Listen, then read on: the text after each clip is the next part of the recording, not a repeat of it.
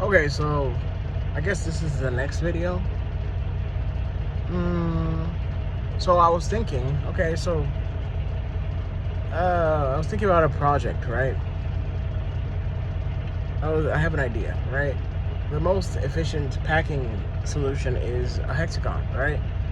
Put hexagonally planted, whatever. So you hexagonally plant, well, the industry standard for, Illinois to have all this corn, Ohio, Iowa, whatever, is to have about 20,000 plants per acre, and that's like, I mean, because there's 40,000, because there's 40,000, 43,500 something square foot per acre, right? So that's like what is it, like, is it one plant per square foot? No, that's one plant would be 43,000 plants.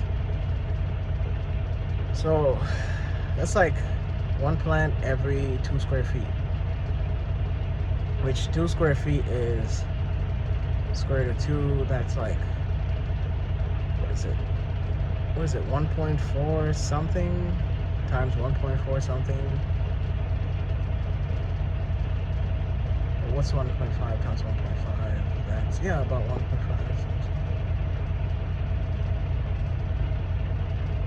Yeah, that's about right. But anyway, 1.44 something square root of 2.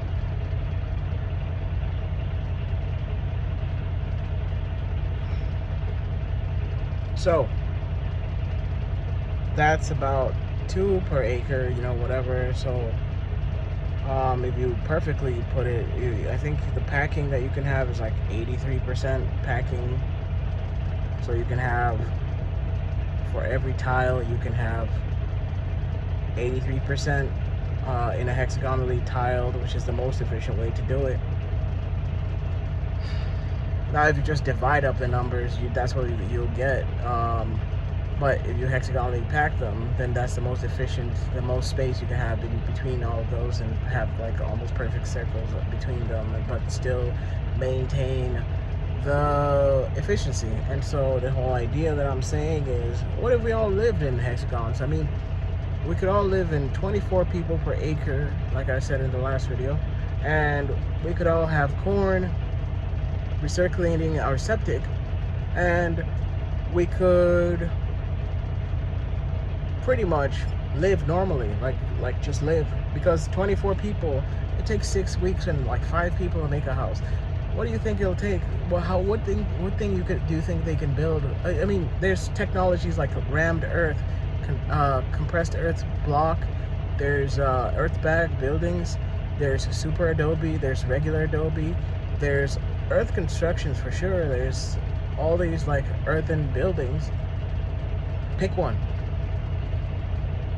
There's stabilized soil blocks, and there's stabilized just means you put a little bit of lime or cement or some kind of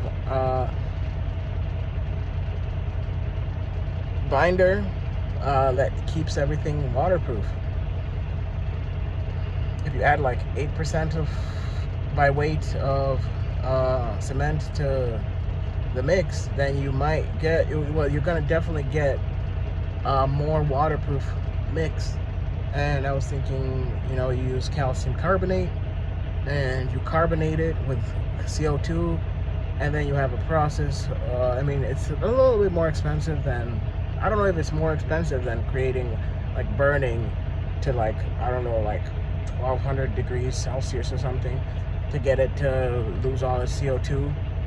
I don't know if it's more energy to do that, or to compress CO2 to the point where, if you can find it, to the point where it just dissolves the carbon. I mean, we burn it all the time. We might as well take it from some tailpipe, and that's pretty much acting like a turbo, right? You could even, what you could do is you could actually just, never mind. You could use a turbo, is what I was about to say. You could use a turbo to take the heat, and now that it's cold and the other side is hot, and you're using the atmosphere to to run an engine, to cool the engine. So you're making a heat engine, a heat only engine, and you're using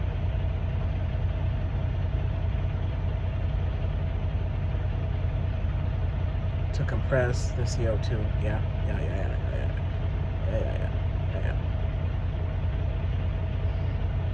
That's where you got the CO2. That's one part you get the CO2, and you wouldn't really have to. Let's say you're running a semi-engine like I'm in right now. You could pretty much get all that CO2 from a running semi-engine, and not even. You could just dump it, have dump points every 100 miles, and just dump a bunch of them, dump a bunch of bottles, compress them, or they're already compressed by the semi-truck. You just dump them. They're dry ice or something, or no, they're liquid CO2, and then all of a sudden you have all these CO2 cartridges, and instead of the semi polluting, you could just have the semi use its own turbo system and all that stuff to basically compress all that energy. And I was thinking also that if you're gonna have that, then you might as well take out the nitrogen from the air and have compressed. You could have a mix of 80% water, 20% diesel, and then take out all the nitrogen from the air and pump it directly into the semi-engine, and that would pretty much remove all the nitrogen oxides that we're so worried about, and you could run it much more efficiently that way, because most of the energy, the nitrogen is there taking out all the waste. So I'm thinking that since there's so much waste in a diesel engine, because the nitrogen is getting pressurized for free and then making chemical reactions or side reactions, making NOx, and then it's going to the tailpipe and basically mixing in with the ammonia that's the diesel exhaust fluid, just to fix it and turn it back into nitrogen. Why not just eliminate the whole nitrogen in the first place, and therefore make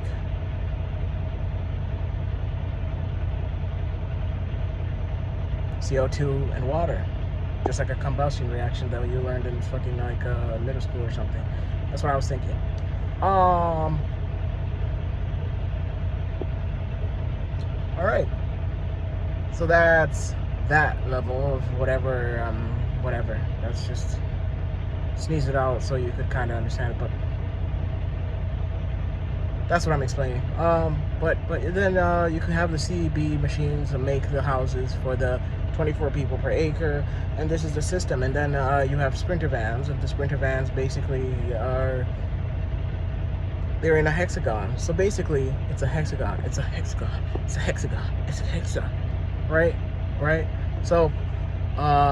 hexagon. You have 6 sides, so that means you have 6 neighbors, and that means that you could also have 3 of them come together and make one node, right?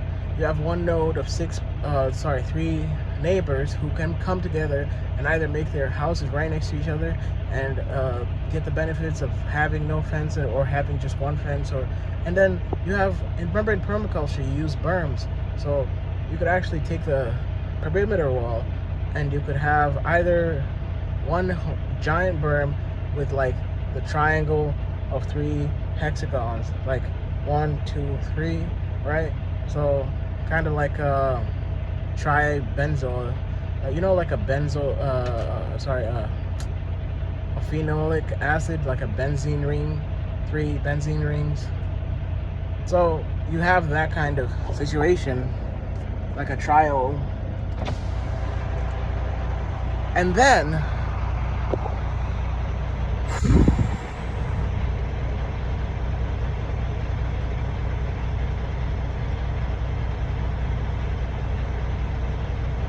what am I saying?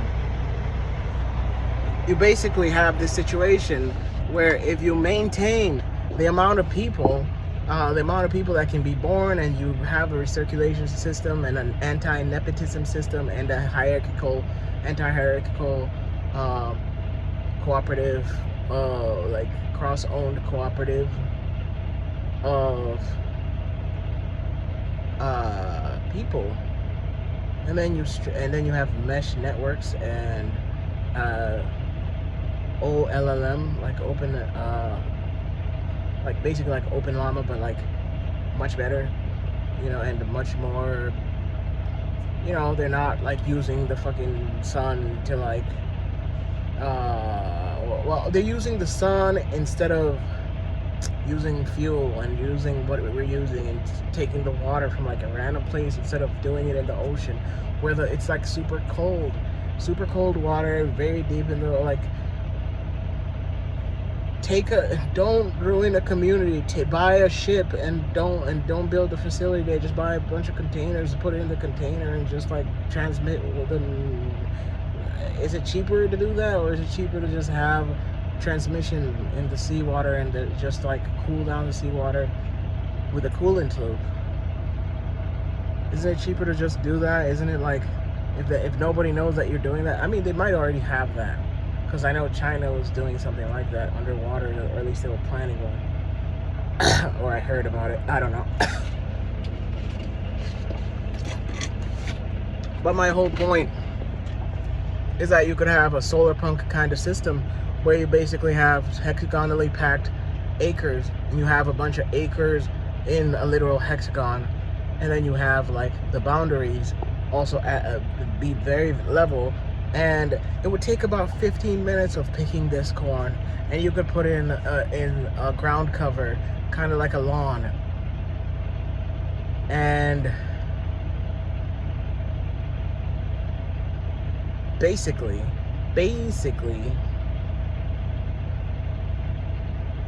you could have a self-sustaining population in just the country of Libya. Just the country of Libya, you could hold all of us in there. And since it's right next to the coast, you could make this system better, and you could have a coastal dam around Libya to stop the breakwaters, and you could use uniwave technology, you know, oscillating wave columns, like a blowhole, pushing the water, displacing it through the blowhole, making an air pocket that pushes up. You could use it to push up water, by the way. Remember that. You could use that to push in water. You know, they have some pretty big swells in the Mediterranean, you know, so pushes it up into a cave, man-made cave, oscillating wave column. Look it up, oscillating wave column. Instead of the turbine being on there, usually there's a turbine, you see, in an oscillating wave column. Instead, you put it through, and the Uniwave 200 can do like 200 kilowatts of electrical power, which means it's 50% efficient, which means it has like 400 kilowatts of waves going through it, which is crazy. Base power 400 watts, like that's crazy. So 400 watts of constant, and it's like the size of a house about. So that's a huge density for that much. Can your house make can your house make 400 kilowatts by just putting solar? No, it can't. Most you can get is like, what, a house is like 40 by 40, and you can get 40 by 40, what's that? Like maybe 30 meters? No, sorry, not 30 meters. 10 meters by 10 meters, let's say. Maybe a little bit more than that. Maybe 13 meters by 13 meters.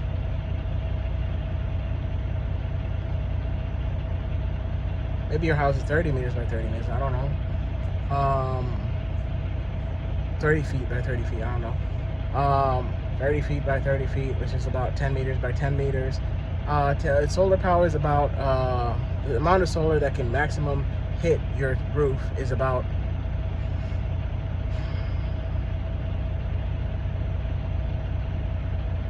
watts. We're talking about watts here, and they said watts, but we're in a total kilowatt hour on average. Hold on, 1,000 per square meter, right? 1,000 per square meter. So a square meter. Put the 1,000 there. 1,000 there. Square meter. So 1 square meter. One, right? 1,000 watts. Hold on. But then you gotta account for, you know, the efficiency of a solar panel, which is about 25%. So you get about 25. So 10 by 10, that's 100, right? So divided by 25, that's about 250. Or sorry, times 1,000 divided by That's about 25. Okay, so 100 times 1,000 watts. It's 100,000 watts. 25,000 if you divide by 25, which is also, sorry, if you get 25%, which is also 1/4, whatever.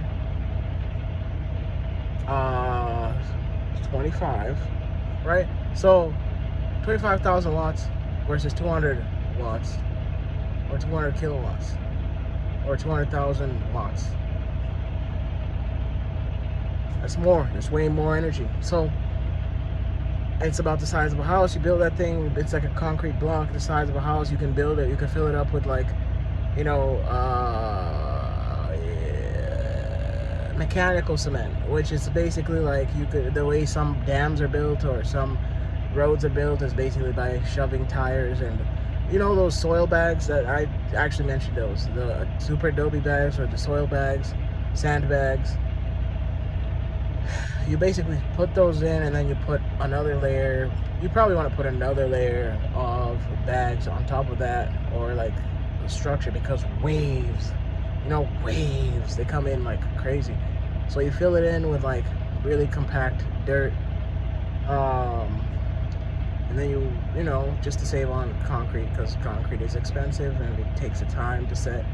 And then you could also put some bacteria and some sugar in there and some lime, and what that does is you put a specific bacteria. It's called something pasteuri, and basically it cures the soil so that it acts like concrete at that point. Or you could just find ways to make caliche, or you could basically cover it with ocean water for a long period of time, and it's still in the soil, but it's not moving. And what happens is those bacteria just naturally come in there, and between the concrete that you cover it up with and all that stuff, you now have an oscillating wave column that basically costs the labor and the bags. Or if you have automation of both, you basically have a free resource of dams. So now you can make a coastal dam of those things and repeat with like an internal kind of tube. At least line the internal tube. You know, if you're gonna use soil bags, at least line the internal tube, so that at least, at the very least, you have the most amount of water. And then you have a compression and a sump. You have a compression top, and that compresses the air, and then a sump that has an inverted siphon. So basically the wave comes in to an L bracket, like an L pipe, like an elbow. The top is either capped, depending on what you're trying to do. Either the top is capped and it's an inverted siphon at the bottom, so all the water that you just compressed, and it's pressurizing this air, because it's not a perfect, the air inside the waves will come and float up, go into the closed system, and then the water from the high pressure spike will push down the inverted siphon, down the sump, down everything, and go through up and go to the elevation that you need, because now you have piped salt water. Now, depending on the amount of pressure that you have,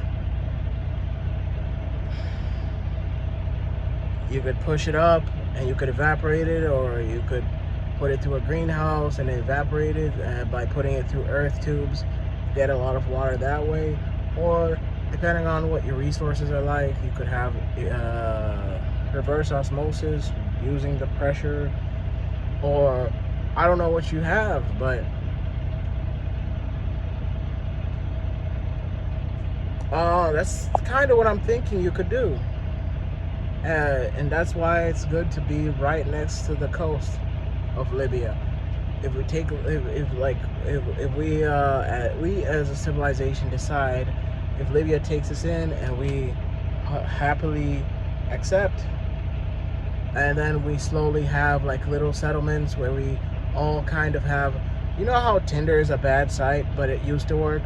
Like it used to work, and then they basically almost went out of business. So now they kind of, or Uber, same thing with Uber. It's like it used to be cheap and effective, and now like they didn't make enough money, and they put too much into venture capital and all the startups, so they never made money.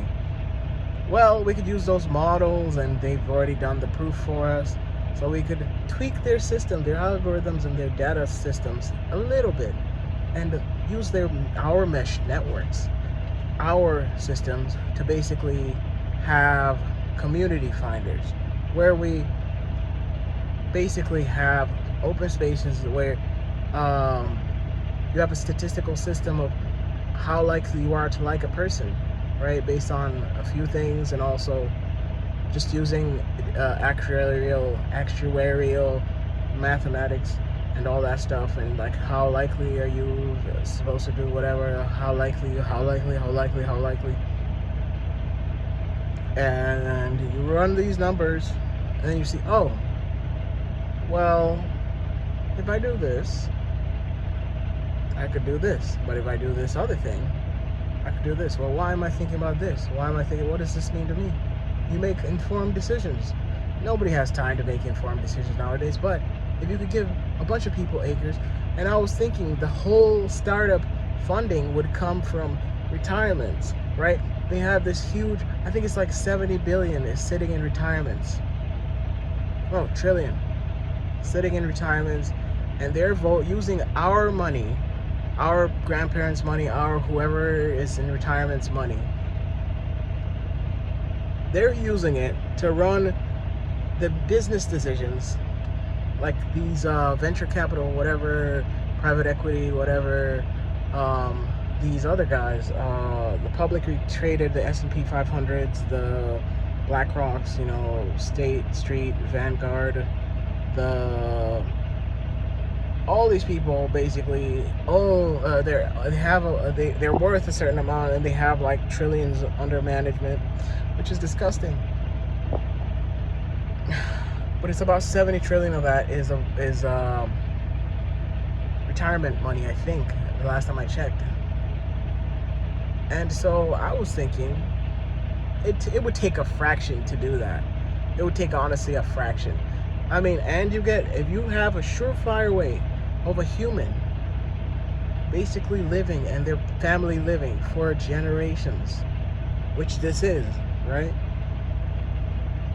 You could practically convince everybody to just come in and stop the wars, because most of us don't want this shit.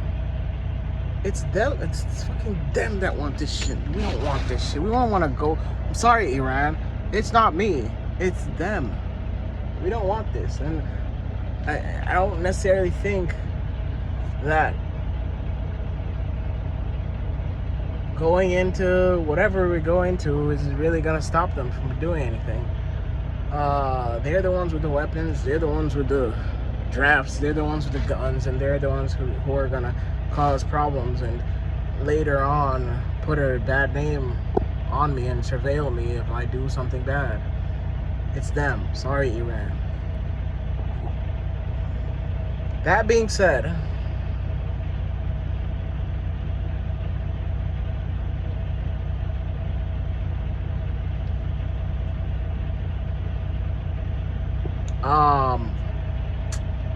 I don't know if Libya would, I'm pretty sure Libya would be okay with this. Like, we'd probably have to ask them. But I really, really wish that that was the case.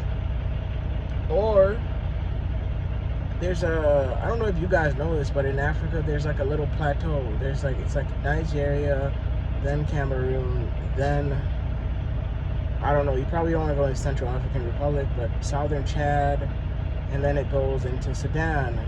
Sudan is, by the way, homes to the Suds, S-U-D-D-S, which is the source of the Nile, and before that is Lake Victoria, which is the feeder of the Suds, and the Suds is like a pond, and it's like an endless waterway that they were trying to find where it started, and it all starts in Lake Victoria, goes into the Suds, goes out into the Nile, and then there's like a few colors of the Nile, like White Nile, or something Nile, I don't know, D Nile.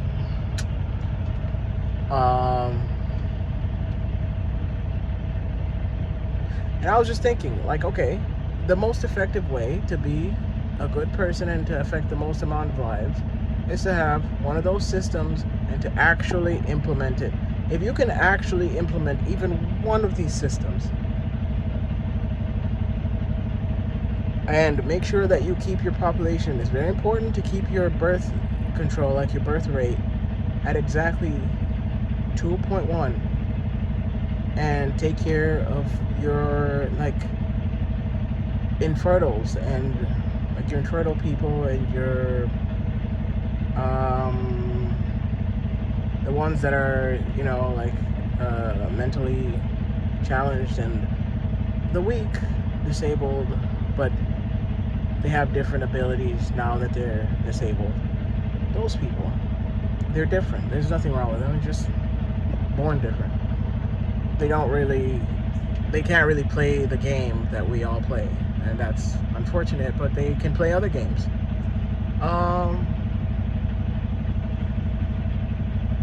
They're actually pretty fun, a lot of them.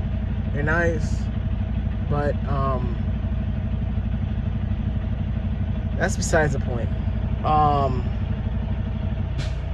The point is, you have stratified layers of trees, corn, beans, and then alfalfa at the bottom, nitrogen source, or KUDZU, kudzu, at the bottom, which is a weed, but if you manage it and you have like one or two, it makes more nitrogen than it can use. So if you have algae and you recycle your septic, like I said in the last video, which is basically a septic system where you use it, you make methane too, which is a gas, which is natural gas, which can power some of your needs. I don't know if you power all of your needs. And I was thinking too that you could actually find iron from the ferrous kind to the magnetite kind, because there's these iron reducing bacteria and they need energy. They ferment, so they dump all their electrons, the extra electrons, into iron when they don't have, so they don't, it's cheaper to do methane, so they don't do methane, they don't do anything, so they dump it into iron, and that makes it magnetic. Now it's lighter, it's a light layer, it's gonna be magnetic at the very bottom of that septic. When you drain that septic, as long as you keep that septic reflowing, that other stuff is gonna fall down at the bottom, and guess what, you can pull it out. You can pull it out. Now it's profitable. Oh no, profit. Now we're gonna have resources. Oh no. So if you have red clay and you do this process, now there's money into it. Now the government's gonna take it and take it away from us. Or it's too sovereign though, so I don't think they're not gonna like it. They might just suppress whatever someone does with it. But it's been alive. That's how we get bog iron, you know, like it reduces iron for thousands of years, and then we just happen to find it. What else am I saying? What else am I saying? I think I said everything, right? I said you have hexagonally packed. Did I say something about sprinter vans? I did not. Sprinter vans are the most efficient, they're more efficient than a bike. The most efficient type of road travel up until you get to about, I don't want to say a double decker because it still has the high C of D. After you get 30 miles, air drag is the most effective drag, right? So that's what's blowing against you the most, that you're spending literally, I don't know, half of your energy, more than that, to push the air out of your way. So by having a sprinter van, which is a smaller face, smaller surface area, smaller frontal area, I should say, And by fitting 14 people into that frontal area and also having that aerodynamic shape, you now have like 100 miles per gallon or something like that equivalent if it's electric. And that's pushing like 14 people. So that's 14 miles, 1,400 passenger miles per gallon equivalent. So if you have 14,000 passenger miles per gallon, that doesn't mean that you can go 14,000 miles for 1 gallon. It means the energy to go 14,000 miles is the same as a gallon.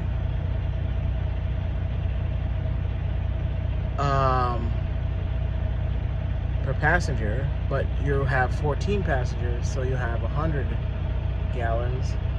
Now it doesn't change much when you remove a passenger, so it's like you lose every time you, but if you have it full and you run it full to its full capability and you have hailing apps, right, where you could Uber, Lyft, whatever, and you use, that's what I was saying, you use the algorithm, you use their algorithms against them.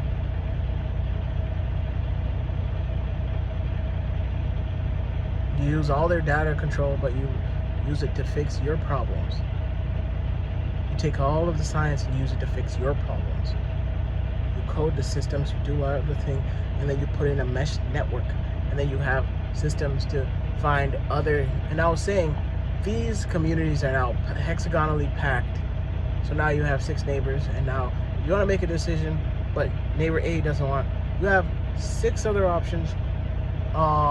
Your 3 little triad can probably say yes to like a majority of your requests because you understand each other. But the other ones, you know, you might have to do a little convincing. So let's say that if there's a pipeline, and let's say as a whole system, person A needs to push water to person B all the way 500 miles into Libya.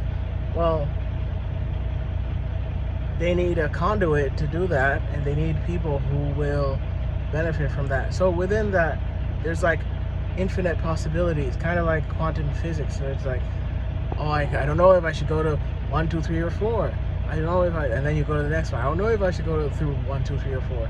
I don't like, there's 6 options every single time. That's what excites me, because it's like, I don't know if I want to dig this pipeline to get the benefits of this thing.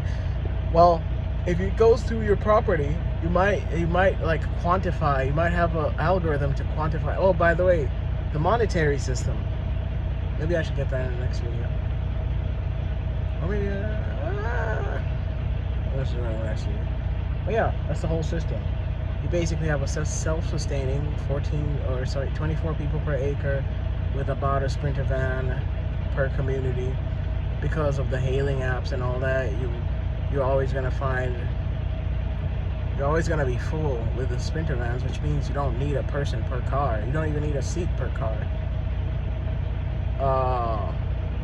Although you do want them in reserves. You want the seats in reserve just for cooperative security and evacuation drills and evacuations, and for whatever reason, if you need to leave. But you do the social. Okay, so basically you have all the people living in the hexagonal packed system.